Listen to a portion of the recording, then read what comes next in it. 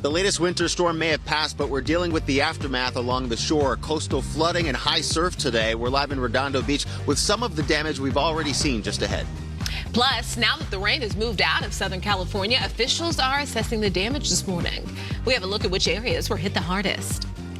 And enjoy your weekend because more rain is on the way. We're going to tell you when the next system arrives. The Daily at 5:30 begins right now.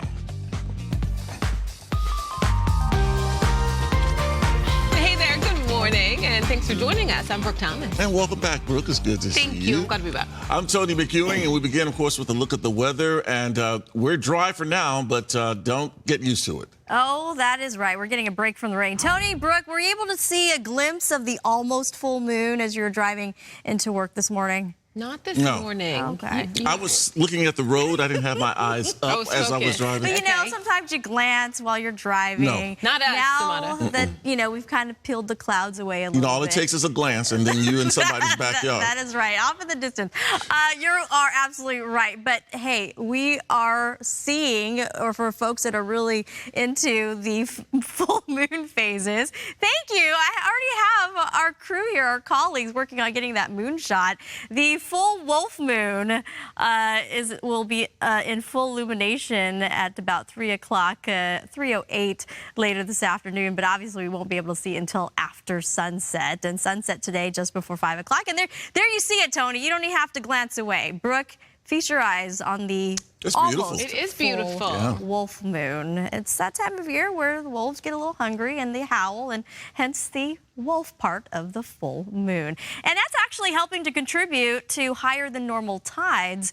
And unfortunately for our coastal areas, that's going to add on to the alerts that are already in place. High tide mixed in with high surf advisories and coastal flood advisories in place. Mario's going to be along with more information on that. In the meantime, afternoon high temperatures, 65 degrees in Pasadena. We're going to be looking at sunshine today, mixed in with some clouds, but we will be dry today, tomorrow, and a good portion of Sunday. But there are some rain chances, at least the latter half of the weekend, about a 20 to 30% chance that maybe we might pick up a stray shower areas a little bit north in the Ventura County area. But the bulk of the rain, another atmospheric river event, could arrive in Southern California sometime Monday and into Tuesday. So we'll continue to keep tabs on that. Meantime, keeping tabs on this. Yes, high surf warning and advisories.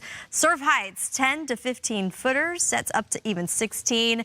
Watch out for the, those large breaking waves. Again, Mario is going to be with us momentarily to give us more updates on that. Send back over to you. All right, Samantha, thanks so much. Well, for the most part, Southern California escaped any major mudslides or flooding during this last storm. Except in some local beach communities where high surf caused a lot of problems. Mario Ramirez is live in Redondo Beach this morning with more. Hey there, Mario. Hey, that's right. Massive waves breaking over seawalls here along the South Bay, and we've been hearing it, seeing it for the last 30 minutes or so, and you can see it here behind me. What you're looking at is the waves crashing over the King Harbor breakwall. The waves are so strong they've actually caused some damage here, and the rain may have passed, but we're still feeling the effects of that storm here along the coast. And it is quite a sight to see, but it can be dangerous. So we'll show you the video here. Late last night, someone was trying to get a close look at the waves before having to run away from the floodwaters. Just a little too close for comfort. And while, it may be a cool sight, it is causing damage. The water's flooding the front steps of the King Harbor Yacht Club, which will be closed until Sunday, according to police. The water's also flooding the parking lot of the Redondo Beach Yacht Club, causing buckling and the shutdown of Yacht Club Way until about 6 o'clock tonight. That's when conditions are expected to calm down a bit. We spoke to residents who woke up early this morning to watch what they call extremely rare conditions.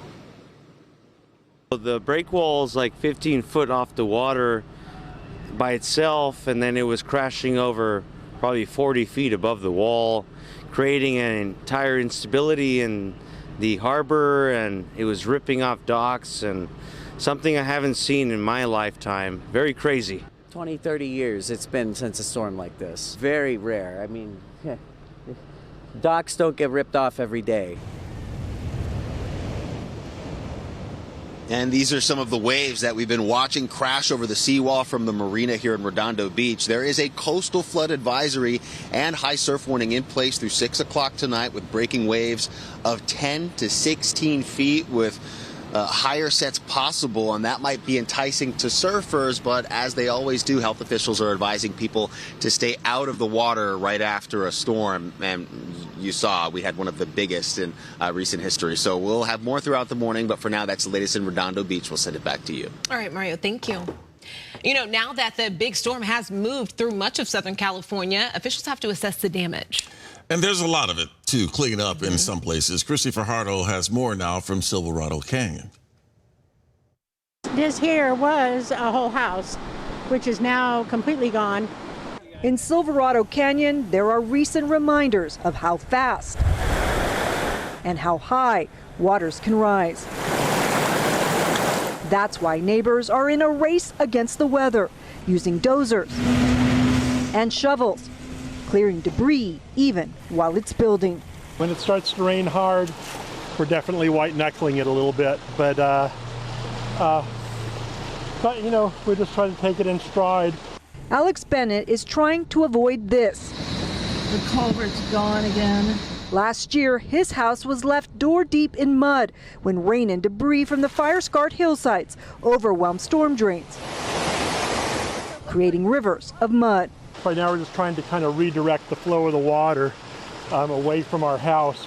So far, so good in this new year, despite the atmospheric rivers. He says Public Works cleared out 7 dump trucks full of debris in recent days, and crews are still spread throughout the canyon. What we've seen, there's been some nuisance issues, nothing significant, but mud and pooling water across roads. We have crews and equipment addressing it right now. On Wildcat Canyon, neighbors are also addressing issues when they arise. This dog and Jane Dove like the way the water's moving. Last year it didn't keep flowing. It clogged up here and took down a whole house. An unsettling reminder of what rain can do in the fire-scarred canyon, and neighbors are relieved each time they weather the storm. All of the brush is building back up. Everything is turning green again now. So the more that occurs, the more chance we have of not having such major floods. OC Public Works says so far so good. The water is flowing exactly where it should. They did have to come out and clear some mud and debris from roadways, but say there have been no major incidents, and they plan to have crews out here for the next several days. In Silverado Canyon, Chrissy Fajardo, Fox 11 News. And after days of heavy rain, a couple in Laurel Canyon tells us their home is too dangerous to live in now because they're afraid it may actually slide down the hillside. Now, they've rented this house off Lookout Mountain for 2.5 years, but they say parts of it are now collapsing because of the rain-soaked hillside. They tell us the house has shifted and has even started to tilt, and the road leading to their home is washed out and muddy. All of this completely collapsed, and this is all collapsed. We heard this like crack sound, didn't realize till today actually what had happened. You know, the house had shifted and started tilting. The couple is now in limbo as they wait to find out who is responsible for fixing this, the property owner or the city. No answers for them yet. So in the meantime, they're staying at a friend's place. All right, it's a bit of a different story in certain parts of Northern California. Like here, the storm system dropping some welcome snow at Sierra Ski Resorts in Mammoth Lakes.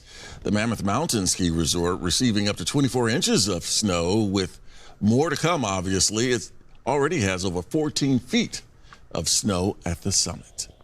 Yesterday, we told you about this sweet dog whose owner tossed him over an 8-foot razor wire fence and then left him. Well, this morning we have a happy update. Yeah, Riverside County Animal Services says Ken has now been adopted and has a new home in Orange County. Crews saved Ken last month after a maintenance crew member spotted him trapped inside the fencing. Investigators know who did it. They know this guy. They don't know where he is. They're still looking for him. Officials say Ken's new mom, Jennifer, saw the dramatic video and drove all the way from Orange County to rescue him.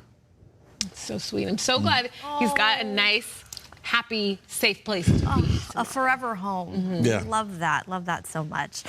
Good morning, Tony. Good morning, Brooke. Good morning. We're also going to love today's weather.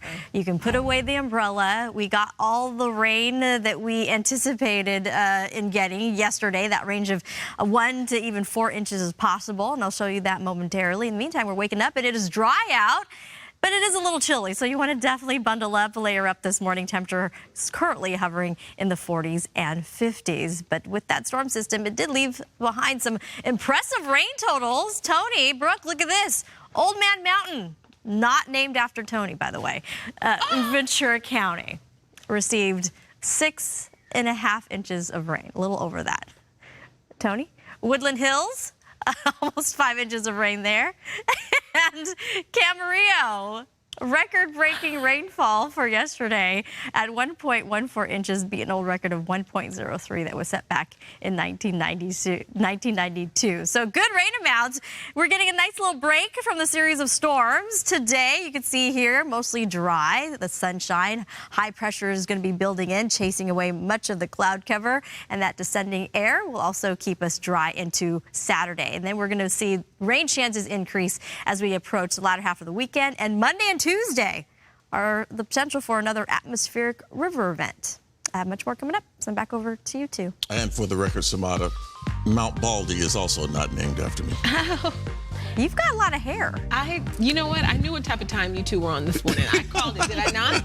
Welcome back, Brooke. Happy Friday. I called it, right? Okay. Welcome back, Brooke. Thank you. Glad to be here. All right. Seriously, though, we do have new details this morning about the suspect in the University of Idaho murders.